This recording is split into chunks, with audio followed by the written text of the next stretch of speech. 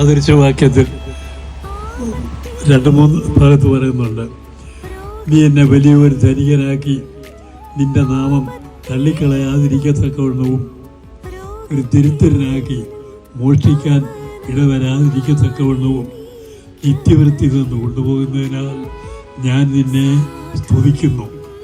ദൈവത്തിൽ മാത്രം ആശ്രയിച്ച് എൻ്റെ ജീവിതം ഇന്ന് നടത്തിക്കൊണ്ടിരിക്കുന്നു എന്ന് ഓർപ്പിക്കുകയും അത് മനസ്സിലാക്കി അനുവർത്തിക്കാൻ നിങ്ങളുടെ സ്നേഹത്തോട് ഓർപ്പിച്ചുകൊണ്ട് ഇന്ന് ഈ പരിപാടികളെ സംബന്ധിച്ച് എന്നെ ധന്യമാക്കിയ എല്ലാവരോടുമുള്ള നന്ദി ഒരിക്കൽ കൂടി അറിയിച്ചുകൊണ്ട് ദൈവത്തിൽ ആശ്രയിച്ചുകൊണ്ട് എൻ്റെ വാക്കുകളെ അവസാനിപ്പിക്കുന്നു.